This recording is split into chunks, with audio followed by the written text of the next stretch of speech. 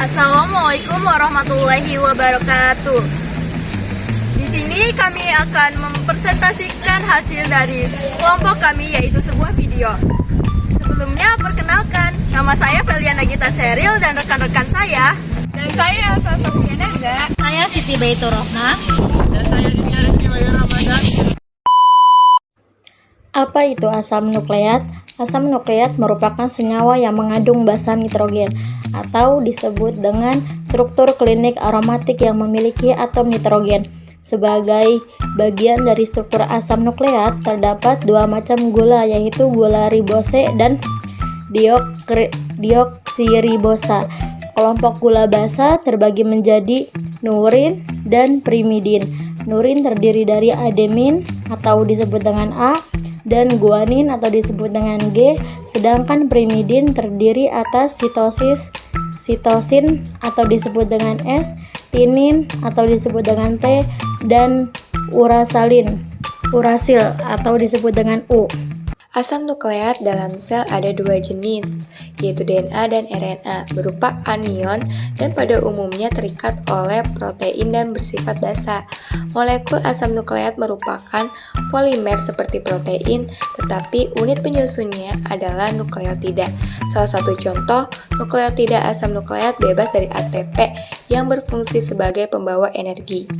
DNA atau deoksiribonucleic acid merupakan makromolekul berupa benang sangat panjang yang terbentuk dari sejumlah besar deoksiribonukleotida yang masing-masing itu tersusun dari satu basa, satu gula, dan satu gugus fosfat. DNA juga berperan sebagai pewarisan sifat. Tugas utamanya itu membawa materi genetik dari suatu generasi ke generasi berikutnya. RNA atau ribonucleic acid. RNA seperti halnya DNA merupakan polimer panjang tidak bercabang yang terdiri dari nukleotida yang bersambung dengan ikatan 35 fosfodiester. Perbedaan yang lain ialah bahwa satu dari keempat basa utama dalam RNA adalah urasil atau U yang menggantikan timin atau T. Urasil seperti timin dapat membentuk pasangan basa dengan adenin, tetapi tidak mengandung gugus metil yang terdapat dalam timin. RNA tidak dapat membentuk heliks ganda tipe B DNA karena interferensi steril oleh gugus 2 hidroksil pada unit-unit ribosanya. Hai kawan-kawan semua, pasti kalian sudah tahu kan apa itu DNA dan RNA? Setelah kalian mengenalnya, di sini juga DNA dan RNA memiliki perbedaan loh. Apa saja sih? Yuk kita simak videonya. Seringkali banyak orang yang keliru terhadap DNA maupun RNA. Sebenarnya mereka adalah dua hal yang berbeda, di mana DNA merupakan sebagai tempat informasi genetik jangka panjang. DNA juga menjadi transmisi informasi genetik untuk membuat sel lain. Sedangkan RNA sendiri digunakan untuk mentransfer kode genetik dari inti ke ribosom untuk membuat protein. Pada komponen penyusun DNA dan RNA juga memiliki perbedaan loh. Apa saja sih? Yuk kita simak. Pada DNA asam nukleat ini bersama dengan protein dan karbohidrat membentuk heliks yang dimana setiap dua DNA ini membentuk polinukleotida yang terdiri dari basa nitrogen atau yang dikenal dengan nama deoksiribosa atau gugus fosfat yang terdapat tiga jenis, yaitu basa nitrogen, yaitu purin, pirimidin, dan gugus fosfat. Purin ini terdiri dari adenin dan guanin, sedangkan pirimidin terdiri dari sitosin dan timin. Sedangkan RNA hampir sama dengan DNA, hanya saja yang berbeda pada pirimidin yaitu sitosin dan urasil. DNA mengandung semua informasi sifat makhluk hidup. DNA juga berperan dalam mengontrol keberlangsungan kehidupan dan juga menentukan perkembangbiakan makhluk hidup yang mempertahankan jenisnya, atau juga DNA berfungsi untuk mempercepat reaksi pada saat penggandaan diri dan juga berperan sebagai heterogen katalis di dalam sel.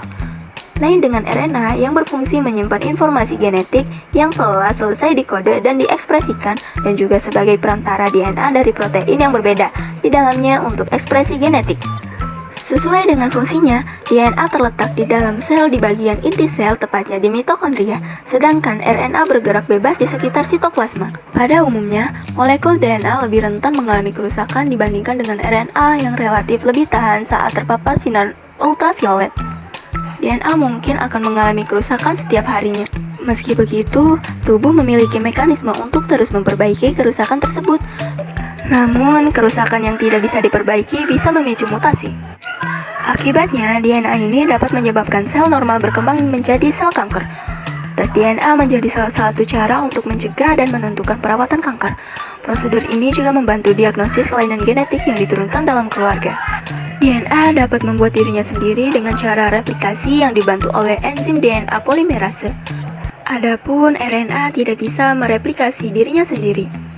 RNA disintesis oleh DNA dengan bantuan enzim RNA polimerase saat dibutuhkan, digunakan, didegradasi, dan didaur ulang karena sifatnya yang tidak stabil terhadap basa. Ikatan karbon hidrogen dalam DNA membuatnya cukup stabil. Ditambah, tubuh menghancurkan enzim yang akan menyerang DNA. Kukan kecil di helix juga berfungsi sebagai perlindungan, memberikan ruang minimal bagi enzim untuk menempel. Ikatan oksigen hidrogen di ribosa RNA membuat molekul lebih reaktif dibandingkan dengan DNA. RNA tidak stabil dalam kondisi basah, ditambah alur besar dalam molekul membuatnya rentan terhadap serangan enzim. RNA secara konstan diproduksi, digunakan, didegradasi, dan didaur ulang.